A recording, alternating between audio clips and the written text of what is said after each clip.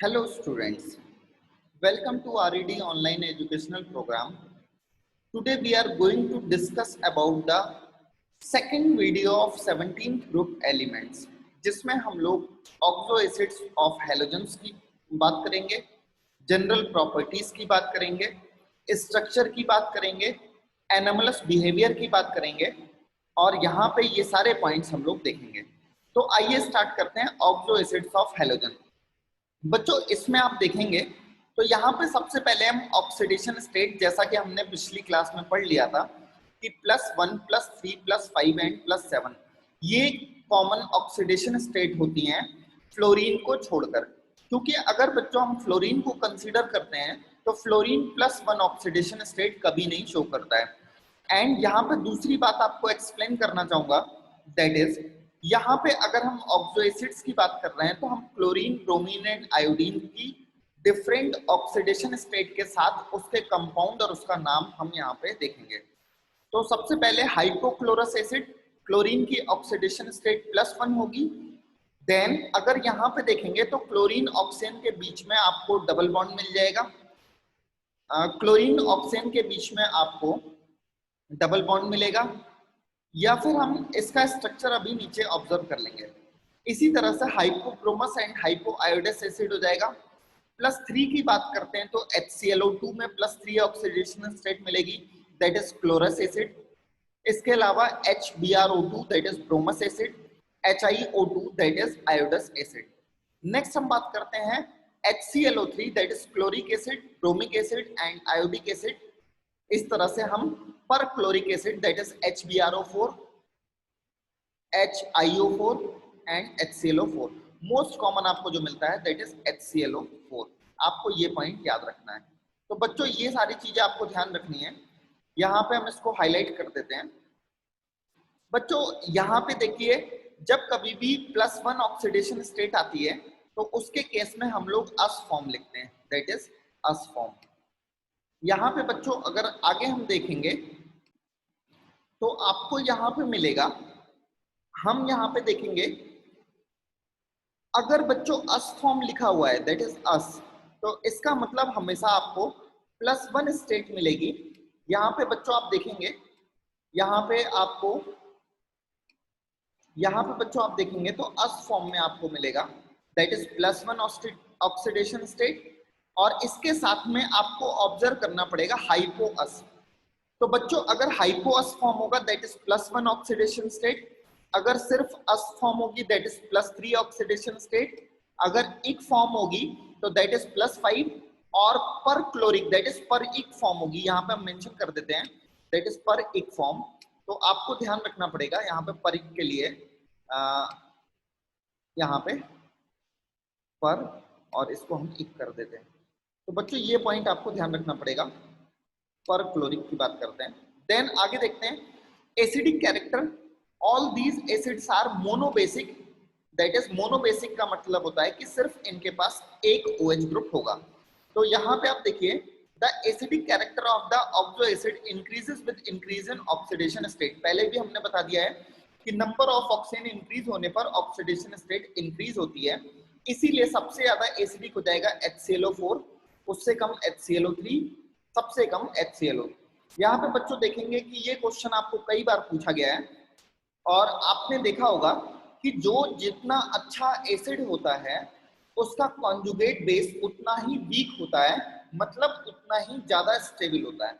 तो हम यहाँ पे बात करते हैं the strength of conjugate base of the following acid are in order ClO- ClO2, तो इसके बेस का ऑर्डर रिवर्स हो जाएगा। Then oxidising power and thermal stability की बात करते हैं तो the oxidising power of these acid decreases as the oxidation number increases. तो यहाँ पे जैसे जैसे ऑक्सीडेशन स्टेट इंक्रीज होती जाएगी, इसका मतलब एसिडिक स्ट्रेंथ इंक्रीज होती जाएगी। तो हमने इससे पिछले वीडियो में भी पढ़ा था कि अगर एसिडिक स्ट्रेंथ इंक्रीज करती है तो थर्मल स्टेबिलिटी डिक्रीज करेगी। तो यहाँ पे बच्चों आपको ध्यान रखना है थर्मल स्टेबिलिटी वो डिक्रीज करती जाएगी अगर एसिडिक स्ट्रेंथ डिक्रीज करेगी। तो ये ऑर्डर रिवर्स होना चाहिए, दैट इज HClO सबसे ज्यादा स्टेबल होना चाहिए और HClO4 सबसे कम स्टेबल होना चाहिए। तो आप देख लीजिएगा Stability of oxo acid of chlorine in increasing order is HClO, HClO2, HClO3 and HClO4. यहाँ पे स्टेबिलिटी अगर हम बात करते हैं ऑक्सो एसिड्स की तो ये इस तरह से इंक्रीज करती चली जाएगी। बच्चों ये इंक्रीज नहीं होना चाहिए क्योंकि एसिडिक स्ट्रेंथ का रिवर्स ऑर्डर होता है, तो ये जो होना चाहिए ये यहाँ पे चेंज होना चाहिए। तो मैं इसको करेक्शन कर रहा हूँ और करेक्शन करने के बाद फिर हम लोग देखते हैं। बच्चों इसको करेक्शन करने के बाद हम लोग अभी देख रहे हैं। देखिए बच्चों हमने यहाँ पे करेक्शन कर लिया है, दैट इज HClO सबसे ज्यादा स्टेबल होगा और HClO4 सबसे कम स्टेबल होगा क्योंकि ये सबसे अच्छा एसिड है। And the increasing stability order of anion of oxo acid of chlorine is this one. तो यहाँ पे बच्चों जितनी चीजें मैं आपको मार्क करता जा रहा हूँ ये आपको ध्यान रखना है। इसके अलावा हम देखते हैं as the number of oxygen atom in an ion increases, there will be a great dispersal of negative charge and thus greater will be the stability of ion form. For different halogens having the same oxidation number, the thermal stability decreases with increase in atomic number. It is in the order HClO, HBrO, HIO. बच्चों ये भी एक अच्छा question है जो पूछा जाता है और इसके साथ एनायन की बात करते हैं तो ये आ जाएगा। However, in HXO3 is most stable, the stability order being HClO3, HBrO3, HIO3.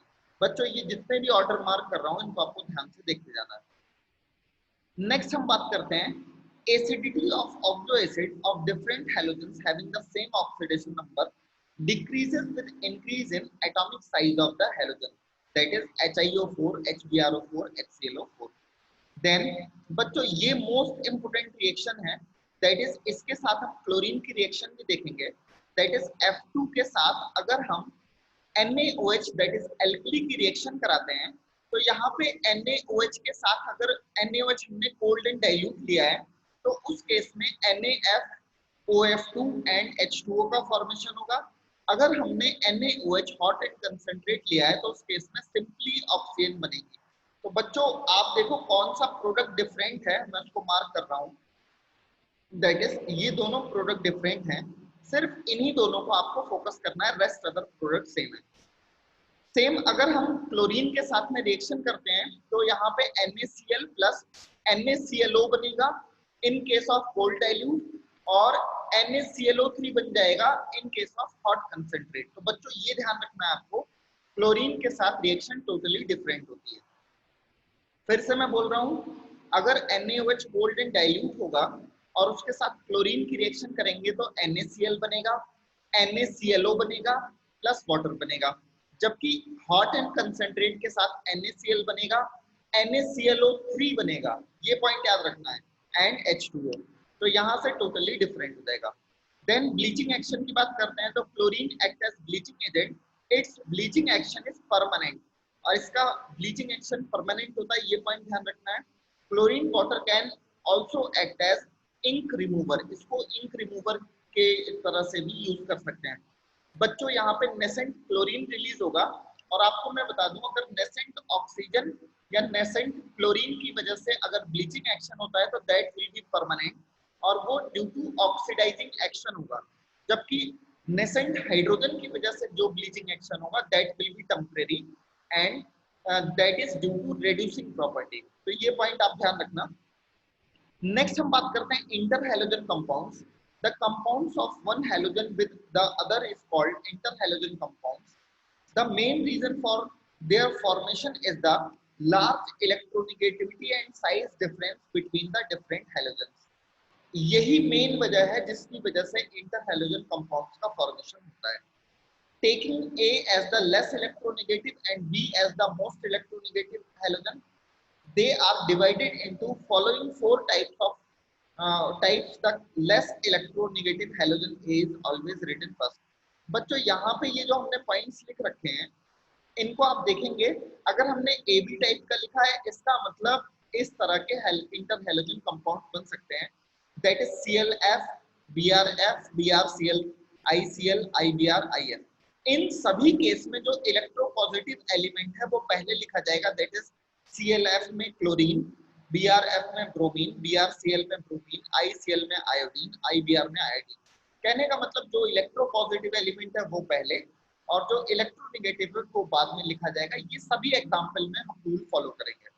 AB3 में आप देख सकते हैं ClF3, BrF3, IF3, ICl3 and AB5 में BrF5, IF5 एंड IF7 हो जाएगा AB7। बच्चों जितने एग्जांपल्स दिए हैं बस यही एग्जांपल स्टेबल होते हैं और एग्जिस्ट करते हैं, इसके अलावा अनस्टेबल होते हैं, तो आप अपनी तरफ से कोई नया एग्जांपल फ्रेम मत करना।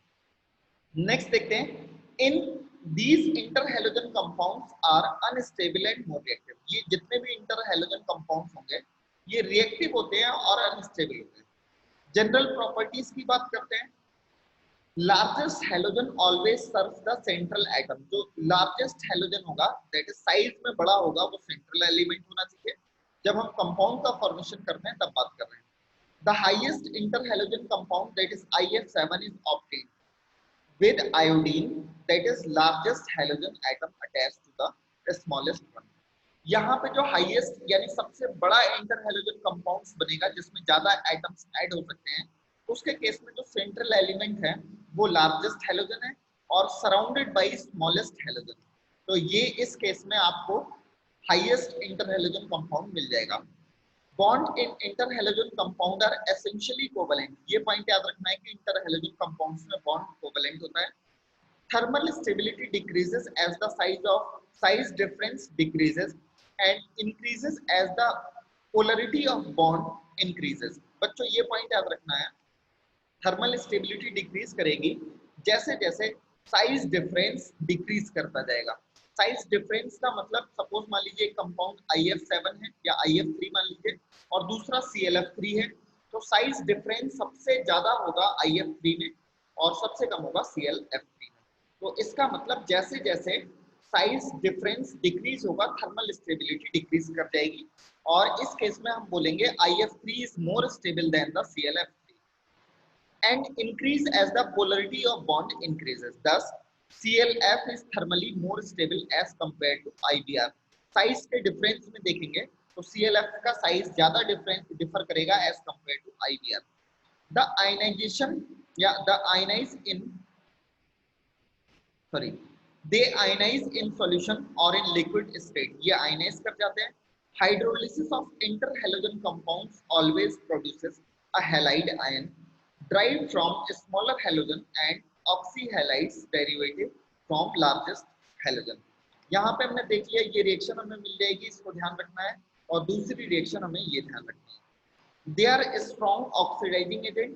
ये जितने भी इंटरहैलोजन कंपाउंड्स होते हैं ये स्ट्रॉन्ग ऑक्सीडाइजिंग एजेंट्स होते हैं, ये पॉइंट आपको ध्यान रखना है। बच्चों अब हम नेक्स्ट अपना पॉइंट देखते हैं, that is largest number of interhalogen compounds are form by fluorine. सबसे ज्यादा अगर इंटरहैलोजन कंपाउंड कोई बनाएगा तो that is fluorine, due to its small size and higher electronegativity और ऑक्सीडाइजिंग पावर। बच्चों अब हम यहाँ पे स्ट्रक्चर की बात करते हैं। अगर इंटरहैलोजन कंपाउंड्स को हम ऑब्जर्व करें तो जो AB टाइप के थे वो लीनियर होते हैं, that is ClF, BrF, IF, इस तरह से जो कंपाउंड थे वो लीनियर होते हैं। और ClF3, BrF3, IF3 ये सब बैंड टी शेप के होंगे। देन अगर AB5 कंपाउंड्स की बात करें तो ये डिस्टॉर्टेड ऑक्टाहेड्रल होते हैं या फिर हम कह सकते हैं स्क्वायर प्लेनर होते हैं। देन AB7 की बात करें तो पेंटागोनल बाइपिरामिडल होते हैं। अब हम देख लेते हैं यहाँ पे, अब देखिए जैसे ये HOCl था तो ऑक्सीजन हाइड्रोजन एंड क्लोरीन के साथ कंबाइन कर रहा है। ये पॉइंट बच्चों आपको ध्यान देना है। ये इसका नाम हो जाएगा hypochlorous acid. Then chlorous acid की बात करते हैं, दैट इज HClO2 और क्लोरिक एसिड की बात करेंगे दैट इज HClO3 और पर क्लोरिक एसिड की बात करेंगे दैट इज HClO4। यहाँ पे बच्चों आप ये देखेंगे हाइपोक्लोरस एसिड तो ये बैंड शेप का होता है। क्लोरस एसिड की बात करेंगे ये भी बैंड शेप होगा। क्लोरिक एसिड की बात करेंगे तो ये हो जाएगा आपका ट्रायगोनल पिरामिडल। और यहाँ पे अगर हम इस नेक्स्ट बात करेंगे तो ये टेट्राहेड्रल हो जाएगा। तो बच्चों ये सारे पॉइंट्स आपको ध्यान रखने हैं। इसके बाद देखिए ICl is dimeric, ICl dimeric form में एग्जिस्ट करता है, that is I2Cl6 and has a planar structure. बच्चों ये जितने भी स्ट्रक्चर के पॉइंट मैं आपको बता रहा हूँ ये सभी आपको ऐसे ही याद रखने हैं। देन हम बात करते हैं एनोमलस बिहेवियर ऑफ फ्लोरीन। तो आप देखेंगे fluorine differs from rest of the element और इट्स फैमिली ड्यू टू, यहाँ पे पहला पॉइंट देखेंगे small size, high electronegativity, low bond dissociation energy and absence of D orbitals. बच्चों आपने 15th ग्रुप पढ़ा होगा तो उसमें नाइट्रोजन एनोमलस प्रॉपर्टीज को शो करता है, दैट इज एबनॉर्मल बिहेवियर को शो करता है, तो उसमें भी सेम यही रीजन हुआ करते थे। सिमिलरली ऑक्सीजन के लिए पढ़ेंगे तब भी हमें यही लिखना है और फ्लोरीन के लिए पढ़ेंगे तब भी हमें यही लिखना है। The main point of difference are fluorine is more most reactive of all halogens due to lower value of fluorine bond dissociation energy. Being the most electronegative element, it shows only an oxidation state of -1. ये हमने पहले भी पढ़ रखा है, ये सिर्फ -1 oxidation state show करता है and does not show positive oxidation state. और क्यों नहीं शो करता है? Due to absence of d orbital in its valence shell. इसलिए फ्लोरीन पॉजिटिव ऑक्सीडेशन स्टेट को शो नहीं करता है और साथ में हम कह सकते हैं मोस्ट इलेक्ट्रोनेगेटिव एलिमेंट है, मतलब कोई दूसरा एलिमेंट पीरियोडिक टेबल में पैदा नहीं हुआ है जो इससे इलेक्ट्रॉन को खींच सके। Other halogen shows a positive oxidation state of +1 +3 +5 +7, ये हमने पहले भी देख लिया था। नेक्स्ट बात करते हैं, due to small atomic size and high electronegativity of fluorine, HF undergoes strong hydrogen bonding while other halogen acid do not. तो इसी वजह से इसका बॉइलिंग पॉइंट हाई हो रहा था। As a result HF is liquid, यहाँ पे देखेंगे HF लिक्विड होगा, while other halogen acid are gases at room temperature. Room temperature पे अगर हम बात करते हैं तो सिर्फ HF लिक्विड स्टेट में एग्जिस्ट करता है, other hydrogen halide does not exist in liquid state, that is exist in gases state. HF is weakest of all halogen acid due to high strength of HF bond. Due to hydrogen bonding, HF can form acid salt of such type KHF2 in which ये इस तरह से exist करेगा। While HBr, HCl, HI do not form such salt, तो आपको question मिलेगा which one of the following salt are formed by the halogen। तो इसमें आपको सिर्फ आंसर करना है KHF। It is due to hydrogen bonding. Fluorine have the maximum ionic character, यहाँ पे आपको ध्यान रखना है। For example, AlF3 is ionic while other halides of aluminum are covalent। जैसे AlCl3 कोवेलेंट होगा, AlBr3 कोवेलेंट होगा, AlI3 कोवेलेंट होगा, बट यहाँ पे AlCl3 की बात करेंगे तो ये आयनिक नेचर को शो करेगा। Of all the halogens, fluorine has the highest positive electrode। यहाँ पे फ्लोरीन जो होगा highest positive electrode होगा, that is potential. It is most easily reduced and hence act as a strongest oxidizing agent. It brings about the highest oxidation state of other elements with which it combines. For example, अगर ये sulphur के साथ combine करेगा तो SF6 बनाएगा जिसमें sulphur की oxidation state +6 होगी। आयोडीन के साथ कंबाइन करेगा तो IF7 बना देगा। तो आप यहाँ पे देख रहे हैं ये मैक्सिमम ऑक्सीडेशन स्टेट तक बना देता है। Other halogen do not always bring about the highest oxidation state। For example, with sulfur बनाएगा तो HCl4 तक बना सकता है, ब्रोमीन बनाएगा तो SBr2 तक बना सकता है, and iodine does not react at all। तो ये बच्चों जितने भी पॉइंट्स मैं आपको यहाँ पे मेंशन कर रहा हूँ ये सभी आपको ध्यान रखना। F2 is so powerful oxidizing agent that it can even oxidize inert gases। यहाँ पे ये क्या कर सकता है? inert gases को ऑक्सीडाइज कर सकता है। HF cannot be stored in glass bottles, क्योंकि ग्लास की बोतल में प्लेस करने पर ये ग्लास जो फ्लोरोसिलिकेट्स बना लेता है, ग्लास जो होता है वो सिलिकेट्स के बने होते हैं, तो ये HF क्या करेगा? सिलिकेट के साथ रिएक्ट करके फ्लोरोसिलिकेट्स बना देगा और इसी को हम लोग कहते हैं इचिंग ऑफ ग्लासेस। तो यहाँ पे रिएक्शन ये वाली मोस्ट इंपोर्टेंट है, इसको आपको ध्यान रखना है।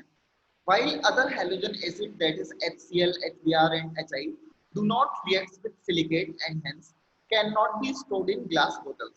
तो बच्चों यहाँ पे ये जो पॉइंट मेंशन किया है ये फ्लोरोसिलिकेट्स के साथ रिएक्ट कर जाता है, इसी को हम कहते हैं इचिंग ऑफ ग्लासेस, और ये पॉइंट्स आपको ध्यान रखने हैं। देन यहाँ से हम अपना नेक्स्ट पॉइंट देखते हैं। वाइल हम नेक्स्ट देखते हैं AgF is soluble in water, तो सिल्वर फ्लोराइड वाटर में सॉल्युबल होता है, ये क्यों? While other silver halides that is AgCl, AgBr, AgI are insoluble in water. बच्चों आप याद करो आपने 11th क्लास में जहां पे सोडियम एक्सट्रैक्ट बनाना सीखा था और हेलोजन को टेस्ट करना सीखा था, तो वहां पे आपने AgCl, AgBr एंड AgI का कलर देखा था, that is white, pale yellow and yellow colour respectively. But AgF का कोई कलर अपेयर नहीं होता था, दैट इज इसको हम डिटेक्ट नहीं कर सकते थे बिकॉज ये सॉल्युबल होता है। तो ये पॉइंट ध्यान रखना। CaF2 is insoluble. बच्चों अगला क्वेश्चन देखिए, सिल्वर की बात कर रहे हैं तो ये सॉल्युबल है, AgF सॉल्युबल है, बट CaF2 इनसॉल्युबल है। while other calcium halides that is CaCl2, CaBr2, CaI2 are soluble in water. अब बच्चों जैसा हमने सिल्वर के लिए पढ़ा था उसका जस्ट अपोजिट कैल्शियम के लिए ये आपको याद रखना है। सिल्वर फ्लोराइड सॉल्युबल होता है जबकि कैल्शियम फ्लोराइड इनसॉल्युबल होता है। Silver chloride, silver bromide, silver iodide ये इनसॉल्युबल होते हैं, while calcium chloride, calcium bromide and calcium iodide ये सॉल्युबल होता है। नेक्स्ट पॉइंट देखिए, due to absence of d orbitals fluorine does not form polyhalide ions while other halogen atoms form polyhalides। तो यहाँ पे बच्चों ये सारे पॉइंट्स आपको ध्यान रखना है। हमारा सेकंड वीडियो कंप्लीट होता है और बस जितने पॉइंट्स मैंने आपको बताए हैं 17th ग्रुप में आपको बस इतना ही पढ़ना है। इसके अलावा अगर आप एक्स्ट्रा इनके कंपाउंड्स को पढ़ना चाहते हैं तो वो आप पढ़ सकते हैं। आपको एक इंफॉर्मेशन दे दूं, कॉम्पिटिटिव सेक्शन में क्वेश्चन आपको यहाँ से मिल जाएंगे। इसके अलावा इस साल के लिए बोर्ड से ये डी ब्लॉक के कंपाउंड्स को रिमूव कर दिया गया है, इसीलिए मैंने यहाँ से हटा दिया है। सॉरी, यहाँ पे हम 17th ग्रुप की बात कर रहे हैं, तो 17th ग्रुप में आपको बस इतना ही पढ़ना है, ये सारी प्रॉपर्टीज कवर हो जाती हैं। देन हमारा 17th ग्रुप कंप्लीट होता है। Thanks for watching this video. तो बच्चों इसको आपको बहुत अच्छे से पढ़ना है।